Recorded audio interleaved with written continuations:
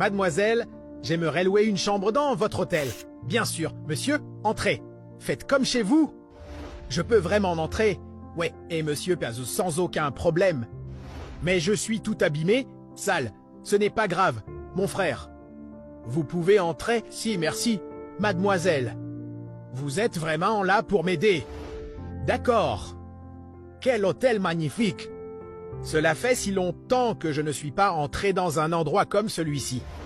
Ce soir, je vais enfin pouvoir dormir. 3 nuits déjà que je dors dehors. Mon Dieu! Ce soir, j'aurai un vrai lial. Bonjour monsieur. En quoi puis-je vous aider? Mademoiselle, quelle est la chambre la moins chère que vous avez? Notre tarif le plus bas est de $250 la nuit.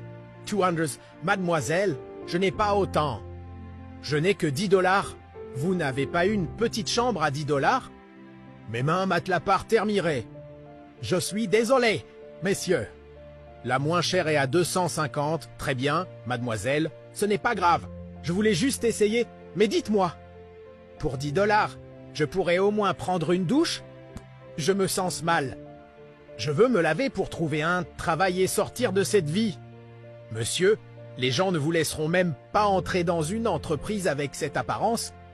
J'aimerais pouvoir vous aider, mais je ne peux pas. Le règlement de l'hôtel ne me le permet pas. Je comprends, mademoiselle. Que Dieu vous bénisse quand même. Attendez. En connaissant votre histoire et en voyant que vous voulez changer de vie, je vais vous laisser rester dans une chambre pour cette nuit. Vraiment, mademoiselle? Oui, vous pouvez rester pour $10. Vous êtes sérieuse? Tout à fait. Faites comme chez vous. Merci infiniment, mademoiselle. Que Dieu vous bénisse. Je vais prendre une douche et me reposer un peu. Bonjour, mademoiselle. Bonjour. Avez-vous bien dormi? Oui, très bien. La première bonne nuit depuis des jours. Merci pour votre gentillesse. Vous êtes vraiment une bonne personne. Je sais que je n'ai pas payé la vraie chambre, mais je peux vous remercier autrement. Puis-je vous lire un verset de la Bible? Bien sûr, j'adorerais. J'ai senti dans mon cœur que je devais vous dire ceci. Même quand le monde t'a oublié, moi je ne l'ai jamais fait. Je t'ai porté dans mes bras dans les moments les plus difficiles de ta vie. Aujourd'hui, je purifie ton cœur de toute douleur et je te dis, j'ai entendu chaque prière lorsque tes genoux touchaient le sol. Et maintenant, je te dis, c'est ta gloire arrive. Elle arrivera aujourd'hui. Seigneur, pourquoi je pleure? Vous ne comprenez pas. Cela fait des nuits que je prie à genoux, demandant à Dieu de m'entendre. Cela fait des semaines que pas un seul client n'est entré ici. Vous êtes la première personne à franchir cette porte. Je croyais que Dieu m'avait oublié. Mais maintenant, je sais qu'il m'a entendu. Vos paroles sont la réponse que je lui demandais. Alors c'est vrai, mademoiselle.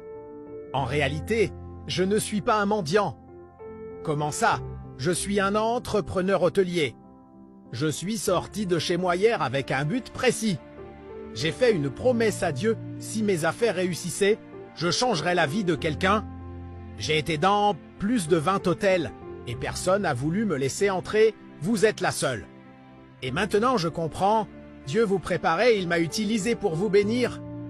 Ma promesse était d'offrir $1 million à la personne qui m'aiderait. Et cette personne, c'est vous, mademoiselle. Vous êtes sérieux, monsieur? Absolument. Je l'accepte. Bien sûr, mon Dieu. Merci, cela va changer ma vie pour toujours, voyez-vous. Parce qu'elle a eu la foi, Dieu a fait un miracle dans sa vie. Crois-tu que Dieu peut faire la même chose pour toi? Si tu traverses un moment difficile, n'abandonne pas et Dieu a un plan pour ta vie. Si tu y crois, écris Amen en commentaire. Et on se retrouve demain pour une nouvelle histoire sur la page. Si cette histoire t'a inspiré, commente-toi. Et dis-nous de quelle ville ou de quel pays tu nous regardes.